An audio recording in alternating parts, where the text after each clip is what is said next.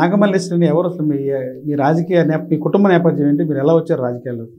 Sir నాకైతే ఏ రాజకీయ background అయితే లేదు. మా నాన్న ఒక గవర్నమెంట్ ఎంప్లాయ్, మా తాత ఒక గవర్నమెంట్ ఎంప్లాయ్. మీ స్వగృహం ఎక్కడండి? నాది ప్రకాశం జిల్లా. ప్రకాశం జిల్లా బేస్తవారిపేట నా స్వగృహం. సో నా స్కూలింగ్ అంతా అక్కడే అయింది. ఓన్లీ ఫర్ ఎంబీఏ నేను ఎంబీఏ చేశారు. ఎంబీఏ అండ్ పిహెచ్డి వైజాగ్లోనే చేశాను. సో బ్యాక్గ్రౌండ్ అంటే ఏం లేదు, కానీ చిన్నప్పటి నుంచి ఈ లీడర్షిప్ క్వాలిటీస్ నా ఊహ తెలిసినప్పటి నుంచి. పిల్లలు ఇంకా లేరు సార్. మా హస్బెండ్ బిజినెస్ ఫీల్డ్ లో ఉన్నారు. నేను ఒక కాపు కులస్తుని మ్యారేజ్ చేసుకున్నాను. పెద్దలను అంగీకరించే మ్యారేజ్ చేసుకున్నాను. సో ఆయన సపోర్ట్ ఎస్పెషల్లీ మీ మీడియా ముందు కూడా చెప్పాలి. ఒక మహిళ వెనక్కి లాగాలి అనే మగవాళ్ళు ఉన్నారు, ఒక మహిళని ముందుండి నడిపించే మగవాళ్ళు ఉన్నారు. అలాంటి ముందుండి నడిపించే కోవలో నా భర్త కాబట్టి నేను మొట్టమొదటి వ్యక్తి అని నేను అనుకుంటాను. ఎందుకంటే sir it's not a easy to survey. సొసైటీలో ఎన్నో ఉంటాయి సార్. ఇవాళ మేము ఇక్కడికి వచ్చి కూర్చున్నాము అని అంటే నిజంగా చెప్పాలి అంటే అవసరం లేదు. మేము వెల్ సెటిల్డ్ ఫ్యామిలీ. ఇప్పుడు వచ్చి సొసైటీ కోసం పోరాడాలి, మహిళల మీద స్పందించాలి, ఇది మా నిబద్ధత. మేము జెన్యూన్గా సొసైటీ మీద మాకున్న కన్సర్న్. అందుకనే నేను 10 సంవత్సరాల క్రితం ఎన్జిఓ స్టార్ట్ చేయడం జరిగింది. నా బ్యాక్గ్రౌండే ఎన్జిఓ నుంచి వచ్చాను. ఆమె సోషల్ యాక్టివిస్ట్. ఇప్పటికీ నేను అదే చెప్పుకుంటాను సార్. పొలిటికల్ వ్యక్తి నేను చెప్పుకోవడమే నాకు ఇష్టం లేదు. నేనేమనుకున్నానంటే సార్, బేసికల్ గా ఒక ఎన్జిఓ బ్యాక్గ్రౌండ్ అంటే సేవా దృక్పథంతో సేవ చేసుకునేదే. రాజకీయం కూడా సేవ చేసుకునేదే సార్. ఇవాళ కొంతమంది రాజకీయ నాయకులు దీన్ని నిజంగా ఏదో కుళ్ళు రాజకీయాలుగా తయారు చేశారు, కానీ ఇది ఒక ఆపర్చునిటీ. ఏది పబ్లిక్ ని సర్వీస్ చేసుకోవడం అని. నేనేమనుకున్నానంటే ఇంత సేవ చేస్తున్నా కదా ఇక్కడ 10 ఏళ్ల నుంచి, ఇంకా ఎక్కువ చేద్దాము రాజకీయంగా వెళ్తే. కొంతమంది పెద్దలు సలహాలు ఇచ్చారు, మల్లీశ్వరి నీలాంటి అమ్మాయి నిస్వార్థంగా పనిచేస్తుంది వెళ్ళాలి అని. కానీ ఇక్కడికి వచ్చిన తర్వాత చూస్తే సినారియో డిఫరెంట్గా ఉంది. అనుకున్నది వేరే, ఇక్కడ జరుగుతుంది వేరే సార్. కానీ నిస్వార్థంతో పనిచేసినటువంటి లీడర్లని, నాయకత్వాన్ని ఎప్పటికీ ప్రజలు ఇవాళ తెలుసుకోలేకపోయినా రేపొద్దున కూడా తెలుసుకుంటారు. చాలా మంది మీకు గత పక్క పార్టీలో నేను అసెంబ్లీ ఇన్ఛార్జి చేసున్నాను, బీజేపీ చేస్తున్నాను, పైకరావుపేటకి అసెంబ్లీ ఇన్ఛార్జ్ చేస్తున్నాను. అప్పుడు ఇన్ని కోట్లు పెడతారా అని అంటే నేను పర్సనల్గా ఫీల్ అయ్యేది ఏంటంటే, 100 కోట్లు పెట్టిన వాడు ఆ 100 కోట్లు మళ్ళీ ఎలా తెచ్చుకోవాలని ఆలోచిస్తాడు. నేను పర్సనల్గా ఫీల్ అవుతాను. మీరు ఆలోచించాల్సింది, మల్లీశ్వరి చదువుకుందా, ఆ అమ్మాయికి పరిజ్ఞానం ఉందా, జనాల పక్షాన నిలబడే కెపాసిటీ ఉందా, జనాలకి ఏదన్నా అన్యాయం జరిగితే నిలదీసి అడిగే స్పందించే క్యారెక్టర్ ఉందా, లేకపోతే అంత దమ్ము ఉందా? ఇవి కదా చూడాల్సింది. ఇవి లేవు సార్. ఇవి లేకుండా మీరు ఒక నాయకుడిని ఎన్నుకుంటే ఏమవుతుందంటే, గంటలు వాళ్ళ ఇంటి ముందు లిస్టు పట్టుకొని మీరు వెయిట్ చేయాలి. ఏది దర్శనం కోసం అవ్వచ్చు. దర్శనం దొరకడానికి 1 వీక్ 10 డేస్ పడుతుంది. ఇప్పుడు కోట్లు పెడతారా అంటే కోట్లు ఎందుకు పెట్టాలి సార్? ఎందుకు పెట్టాలి రాజకీయంగా? నన్ను చాలా మంది అడుగుతున్నారు. నేను పెట్టుకునే కెపాసిటీ ఉన్నా కూడా నేను ఎందుకు పెట్టాలి సార్? నేను పరిపాలిస్తున్నాను. నేను ఒక నాయకురాలుగా మీకు అండగా ఉండడానికి నేను రాజకీయాల్లోకి వచ్చినప్పుడు, మీకు పని చేసి పెట్టడానికి నేను వచ్చినప్పుడు, మీ కిందే నేను, నా కిందేం కాదు కదా. మీరు ఓట్లేస్తే గెలుస్తున్న మీ నాయకులందరము చొక్కా పట్టుకొని అడిగే కెపాసిటీ ప్రతి ఒక్క ఓటేసే వాళ్ళకు ఉంటుంది సార్. ఎప్పుడు డబ్బులు తీసుకోకుండా ఓటేసిన రోజు. నేను కోరుకునేది అదే. మీరు డబ్బులు తీసుకుంటుంటే ఏమవుతుంది అని అంటే, నెల రోజులు వెయిట్ చేయాలా, 10 రోజులు వెయిట్ చేయాలా, సంవత్సరం వెయిట్ చేయాలా, సమస్య తీరుతుందో లేదో కూడా గ్యారంటీ లేదు. డబ్బు లేకుండా రాజకీయం చేసే పరిస్థితి లేదు సార్. నేనైతే నా పర్సనల్ ఫీలింగ్ చెప్తున్నా, లేదు, పరిస్థితే లేదు. జనాలు అలాగే ఉన్నారు, రాజకీయవేత్తలు కూడా అలాగే ఉన్నారు. కానీ ఇలాంటి నాయకుల్ని ఎన్నుకొని డబ్బులతోనే రాజకీయం చేస్తే తర్వాత రాజకీయం కూడా డబ్బుతోనే ముడిపడి ఉంటది. ఏంటి అసలు మీ రాజకీయ లక్ష్యం ఏంటి? నా రాజకీయ లక్ష్యం అంటే ఏం లేదు సార్. ఇప్పుడు ప్రజలకి సర్వీస్ చేసుకుందామని వచ్చాము. ఇది ఎంతవరకు కంటిన్యూ అవుతే అంతవరకు అదే సార్ అంటున్నాను. ఆ మాట ఏమైపోయిందంటే, ఇప్పుడున్న కులు రాజకీయాల్లో పోయింది, ఆ మాట పోయింది. నేను అదే పాత మాట అయినా సరే నేను అదే మాటను పట్టుకొని నా రాజకీయానికి ఒక పరిధులు ఉంటాయి సార్. నా రాజకీయంలో నేను ముందుకొచ్చినప్పుడు నాకు పరిధులు ఉంటాయి. నేను ఈ డబ్బుతో కూడినటువంటి రాజకీయం చేయడానికి నేను ఇష్టపడను, కానీ కష్టపడతాను, పోరాడతాను, శ్రమిస్తాను, ఉద్యమిస్తాను. ఎందుకంటే నేను ఉద్యమ రంగంలో నుంచి వచ్చిన అమ్మాయిని కాబట్టి మాకు వెన్నతో పెట్టినటువంటి విద్య. ఇవాళ నేను పార్టీ పదవుల్లో లేకపోయినా కూడా మీరు అడగండి, ఎక్కడైనా వైజాగ్లో కానీ ఉత్తరాంధ్రలో కానీ ఒక మహిళకి అన్యాయం జరిగిన, ఒక మహిళకి, ఒక మైనర్ అమ్మాయిలకి ఇబ్బంది కలిగిన, లేకపోతే స్కూల్ ఫీజుల విషయంలో కానీ ఏ విషయంలో అనే కానీ మొట్టమొదటిగా స్పందించే మనిషి ఎవరంటే మల్లీశ్వరి. మీడియా వాళ్ళకు కూడా తెలుసు ఆ విషయం. ఒక విషయం మిమ్మల్ని చాలా అభినందించాలి. ఏ విషయం అంటే చిన్నపిల్లలకి గురుకుల పాఠశాలలో ఇన్స్పెక్షన్కి వెళ్ళినప్పుడు ఆడపిల్లల ప్యాడ్స్ విషయంలో మొట్టమొదటి స్పందించారు. అప్పుడు ఎలా అనిపించింది మీకు అసలు ఆ సందర్భం మీ విన్నప్పుడు? అంటే నాకు చాలా బాధేసింది సార్. యాక్చువల్గా చాలా ఎమోషనల్ గా వీడియో పెట్టారు ఆ రోజు. నా ఫౌండేషన్ నుంచి కూడా నేను గుడ్డొచ్చు బ్యాటచ్ అని ఒక కార్యక్రమాన్ని ఎప్పుడు 2017కు ముందే స్టార్ట్ చేశాను. నా కోరిక కూడా ఏంటంటే ఈ గుడ్డొచ్చు బ్యాటచ్ అనే ఒక కాన్సెప్ట్ గవర్నమెంట్ స్కూల్లో ఇంక్లూడ్ చేయాలి సార్. చదువు ఒకటే కాదు సార్. గత గవర్నమెంట్ లో జగన్మోహన్ రెడ్డి గారు పెట్టారు. అందుకనే ఇప్పుడు నా థాట్ ప్రాసెస్, ఆయన ఐడియాలజీ అన్నీ కరెక్ట్ గా అయ్యే నేను ఈ పార్టీలోకి రావడం. చాలా మంది అన్నారు ఇప్పుడు ఇవాళ నేను బీజేపీలో ఉంటే నా సెకండ్ క్యాడర్ సార్, అక్కడ మంచి పొజిషన్ లో ఉండాల్సిందే నేను ఉండేదాన్ని. అన్నీ వదులుకొని ఇక్కడికి వచ్చాం. ఎందుకు వచ్చాం? ఈ నాయకుడిని గెలిచినా ఓడినా ఆయనతో ప్రయాణం చేయాలి, ఆయన సిద్ధాంతాలు బాగున్నాయి. అంటే ముందు వచ్చినప్పుడు చిన్నపిల్లలండి, అప్పుడు అంత నాలెడ్జ్ లేకుండా ఉండే.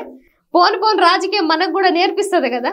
అప్పుడు 25 years అప్పుడు రాజకీయాల్లోకి వచ్చాను. ఇప్పుడు 31, అంటే ఆల్మోస్ట్ 6-7 years రాజకీయం తెలుసుకొని ఇవాళ జగన్మోహన్ రెడ్డి గారు ఆయన వెళ్తున్నటువంటి వే నాకు కరెక్ట్ అనిపించి వచ్చాను. ఎన్నో చేసాం సార్ మనం. ఆ రోజు కూడా ప్యాడ్స్ విషయంలో చాలా దారుణం సార్. అది అనకూడదు కానీ చెప్పాలి. ప్యాడ్స్ కావాలంటే ఏది చూపించండి అని అంటే ఇంత నీచమైన ప్రభుత్వం ఏంది సార్? నాకు అర్థం కాదు. మానవత్వం ఏడుంది సార్? మానవత్వం చచ్చిపోయింది కదా. నేను ఈ వీడియో మాట్లాడినందుకు కూడా నన్ను ఎంత ట్రోల్ చేశారంటే, నీకు కారుతుందా? ఈ మాట నేను చెప్పుకోవడానికి కూడా బాధపడుతుంది. నేనైతే చెప్తా సార్, నాకు గారుతుంది, నీ అమ్మకు గారుతుంది, నీ భార్యకు గారుతుంది, అందరికీ గారుతుంది.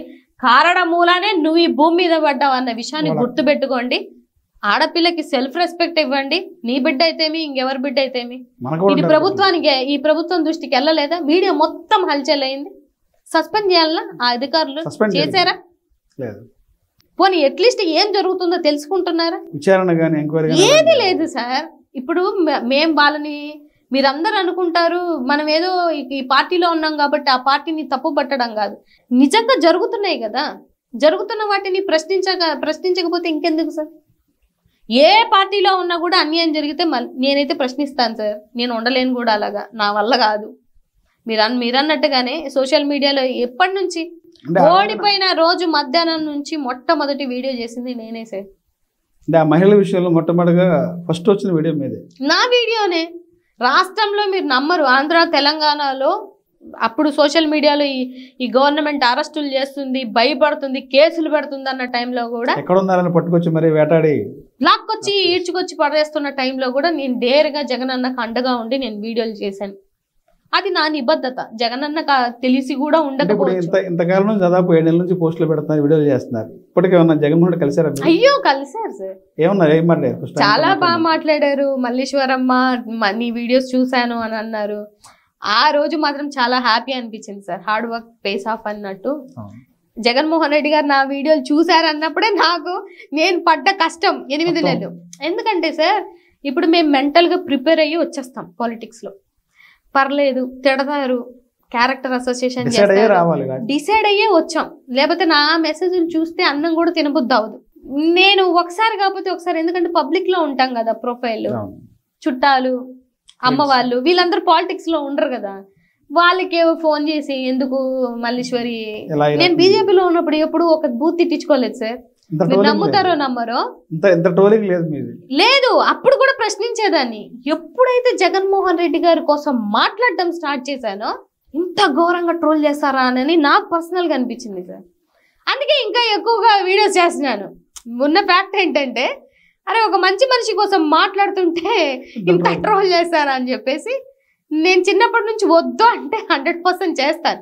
ఎప్పుడు ఆ చేసే విధానంలో నిజాయితీ ఉందా లేదా అని చెక్ చేసుకున్నప్పుడు నిజమైన నాయకుడు వెనకత్తలో ఉన్నాము అని నాకు పర్సనల్గా అనిపించింది. కాబట్టి మా హస్బెండ్ కూడా పాపం ఆయన్ని కూడా తిడతారు, ఫ్యామిలీని లాక్కొస్తారు, అయినా కూడా నేను ఎక్కడ బాధపడతాను అని చెప్పేసి ఆయనే వచ్చి మల్లీశ్వరి నువ్వు చూడొద్దు వీడియో మెసేజ్లు పొరపాటున చూడొద్దు, కొంతమంది మెసేజ్లు హోల్డ్ చేసుకోమంటారు. ఎప్పుడైనా మీ వీడియోస్ ప్లే అవుతున్నప్పుడు కింద అసభ్యకరమైన మెసేజ్ వచ్చినప్పుడు మీ ఫ్యామిలీ మెంబర్స్ ఎలా స్పందిస్తారు? అయ్యో మా హస్బెండ్ కి స్క్రీన్ షాట్ అంటే నా బ్యాక్గ్రౌండ్ సోషల్ యాక్టివిస్ట్ కదా సార్, నా బ్యాక్గ్రౌండ్ వేరు, నేను చేసే సేవా కార్యక్రమాలు వేరు. మెసేజ్ అంటే 10 ఏళ్లలో రాని మెసేజ్లు ఇప్పుడు వస్తుంటే నన్ను మా దాంట్లో మదర్ తెరిసాలా చూస్తారు. ఎందుకంటే మల్లీశ్వరి సేవలు ఈ కార్యక్రమాలు పాపం చిన్న ఏజ్ నుంచి చేస్తుంది. At the age of my 21 years I started my NGO. So వీళ్ళందరూ ఎట్లా ఆలోచిస్తారంటే నన్ను ఒక కన్సర్న్ తో చూస్తారు. ఇప్పుడు వాళ్ళకి బాధేసి అరే మళ్ళీ నీవు మాట్లాడొద్దనలేరా, తను తిడుతుంటే మాకు కోపం వస్తుందిరా, ఇట్లా లేదు లేరా అన్ని ఫేక్ ఐడీస్, అవన్నీ చెక్ చేసి అన్ని ఫేక్ ఐడీస్. తండ్రి ఊరి పేరు లేని వాళ్ళు ఫేక్ ఐడీలు పెట్టుకొని ఎన్ని మెసేజ్లు పెట్టినా నేనేమంటానంటే సార్, మీరు మహిళలకి ఏ పార్టీలో ఉన్నా ఎవరున్నా కూడా మహిళ బయటకు వచ్చి మాట్లాడుతుంది అని అంటే ఎన్నో ఆటుపోట్లు, ఎంత పోరాటం చేయాలి ఇక్కడ ఈ సమాజం. ఆ గట్స్ ఉండాలి, ఆ తెలివితేటలు ఉండాలి, ఆ పేషెన్స్ ఉండాలి, ఎవ్రీథింగ్ ఉంటేనే మేము బయటకు వస్తాం. నేనేమంటున్నానంటే మీరు ఒక మాట అనేసో ఒక బూతు పెట్టేసో మేమేదో కృంగిపోతాం అనుకుంటే అది మీ మూర్ఖత్వం, డెఫినెట్గా మీ మూర్ఖత్వం. మిమ్మల్ని 9 నెలలు మోసి మీ భూమి మీద పడేస్తున్నామంటే మాకు ఎంత పేషెన్స్ ఉంటుంది సార్? మీరు పెట్టే బూతు కామెంట్కి మేము కృంగిపోతామా? మీరు పోరాటం మెసేజ్ చేయొద్దని నేను అన్ను, ఎవడి ఫ్రీడమ్ ఆఫ్ స్పీచ్లో ఆడు పెట్టచ్చు, సబ్జెక్ట్ పరంగా పెట్టు. నీకు నచ్చలేదా మేడం ఇది నాకు నచ్చలేదని పెట్టండి. ముందొక ఎల్లు వెనకొక ఎల్లు నా ఫ్యామిలీని ఇలా తిట్టుకొని మాట్లాడితే ఇంకా మిమ్మల్ని ఏమనాలో కూడా నాకు అర్థం అవట్లేదు. మీకు ఆడబిడ్డలు ఉంటారు కదా, తల్లి చెల్లి అందరు ఉంటారు కదా సార్. వాళ్ళని చిన్న మాట అంటే మీరు ఎగిరిపోతారు. మరి పక్క ఆడవాళ్ళు సమాజం కోసం పోరాడే వాళ్ళు మేము ఎంత ధైర్యంగా ఎందుకున్నామంటే సార్, మేము సమాజం కోసం పోరాడుతున్నాం సార్. నా జాతి కోసం నేను పోరాడుతున్నా, నా ఆడబిడ్డల కోసం నేను పోరాడుతున్నా. నా బ్యాక్గ్రౌండ్ చెక్ చేయండి మీరు. నేనేంటనేది నా కోసం 2019లోనే పెద్ద ఆర్టికల్ వచ్చింది. ఇంత కష్టపడ్డాం, 2 ఇంటర్నేషనల్ అవార్డ్స్ తీసుకున్నా, డబుల్ డాక్టరేట్ చేశాను. 31 yearsకి నేను 10 ఏళ్లలో ఎంతో సాధించాను సార్. అది వదిలేసి నువ్వేదో బూతు కామెంట్ సింపుల్గా అలా పట్టేసి మాట్లాడుతుంటే ఒక్కొక్కసారి మాకు నొచ్చుకుంటుంది. నొచ్చుకోక ఏమి ఉండను, కాకపోతే తప్పట్లేదు అంతే. ఇప్పుడు జగన్ గారు కలిసినప్పుడు ఫస్ట్ ఏం మాట్లాడారు మీరు? ఆ టైంలో మీకు ఎలా అనిపించింది? ఇంతకాలానికి మీరు పెట్టినటువంటి పోస్టులు కానీ మీరు చేసినటువంటి కృషికి అదైతే మాత్రం it's memorable day for me sir. చాలా హ్యాపీ అనిపించింది.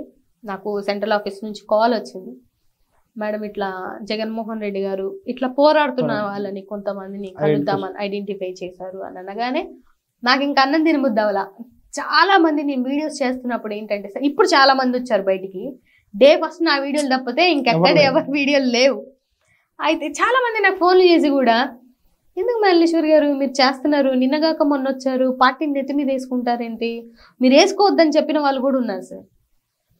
బట్ నాకు పర్సనల్గా అనిపించింది అంటే ఒకసారి కండువా కప్పుకుంటే ఇంక ఈ పార్టీయే డిసైడెడే.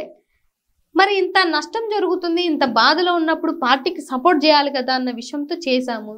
తిట్టుకుంటున్నాం, ఎందుకు అవసరమా, నీకేమైనా పిచ్చా అది ఇట్లా చూసావా, బీజేపీలో నుండి పార్టీకి నువ్వు ఎక్కడో ఉంది, పార్టీ మారిపోయి ఇక్కడ ఉన్నావు, నాకు అక్కడ నామినేటెడ్ ఉండే, నేను అసెంబ్లీ ఇన్ఛార్జ్ చేసి ఉండే. ఇవాళ అనితకి ఇచ్చిన అదే నియోజకవర్గంలో ఆమె టీడీపీకి ఇన్ఛార్జ్ అయితే బీజేపీ జనసేనకి నేనే సార్ అక్కడ ఇన్ఛార్జి. అప్పుడు జనసేనకి ఎవరు లేరు అక్కడ. ఎమ్మెల్సీ ఎలక్షన్ వరకు చేసింది నేనే, మొన్నటి ఎమ్మెల్సీ ఎలక్షన్స్. పవన్ కళ్యాణ్ మీకు అప్పుడు జోడీ ఉండే కదా, కార్పొరేట్ గా పోటీ చేశాను, అన్ని చేశాను, మనం చేయింది లేదు, అంత కష్టపడ్డాము అక్కడ. కాకపోతే ఏంటంటే రియాలిటీ చెక్ లో ఇప్పుడు మోదీ గారు అంటే ఒక ఇంప్రెషన్ ఉంటుంది సార్ ఎడ్యుకేషన్ చదువుకున్న వాళ్ళందరికీ, అది గ్రౌండ్ లెవెల్లో లేదు అక్కడ. ఎంతకని మనసు చంపుకొని మనం ఉంటాం. అలాగని నేనేం బ్లేమ్ చేసి రాలేదు, నాకు నచ్చలేదు, వచ్చేసాను. ఆడ పదవులు ఉండి కూడా వచ్చాను. పదవులు లేక నాకు ఏదో జరగని కాదు, సంస్థాగతంగా కొన్ని ఒక నియోజకవర్గం అసెంబ్లీగా ఉన్నప్పుడు మీరు చర్చిలకి వెళ్ళొద్దు, అక్కడికి వెళ్ళొద్దు, ఇక్కడికి వెళ్ళొద్దు, మాట్లాడొద్దు అని నా గొంతును హరిస్తే నేను లీడర్ గుండి ఏం లాభం ఉంటుంది సార్? చెప్పుకోవడానికి తప్పే ఉంటుంది, పేరుకే కదా. నేను లీడర్ గుండి చేయలేను. బీజేపీలో ఉన్నప్పుడు ఎప్పుడన్నా పవన్ కళ్యాణ్ కలిసారు? పవన్ కళ్యాణ్ కలవటం కానీ మాట్లాడటం కానీ ఆ సందర్భం వచ్చిందా మీకు? అంటే నేను కూటమి అయినంత, ఇప్పుడు కూటమి అందరూ 3 కండవాళ్ళు వేసుకుంటున్నారు కానీ సార్ అప్పుడు అంత ఏం లేదు. బేసికల్గా మోదీ గారు వచ్చినప్పుడు, అమిత్ షా గారు వచ్చినప్పుడు, అందరి మీటింగ్లకి సెంట్రల్ మినిస్టర్లు వచ్చిన ప్రతి ఒక్కరికి ప్రోటోకాల్లో నేను ఉండేదాన్ని. యువమోర్చా తరపు నుంచి బోల్డ్ చేసాం, బోల్డ్ కార్యక్రమాలు చేసాం. కాకపోతే ఏంటంటే నేను ఈ పార్టీ కదా, BJP, I'm not Janasena. So కాకపోతే ఎలక్షన్ టైంలోనే వాళ్ళు వచ్చి కలుస్తారు. ఆయన ఎప్పుడు మన పార్టీ ఆఫీస్కి రాలేదు, మేము ఎప్పుడు అటెండ్ వెళ్ళింది లేదు.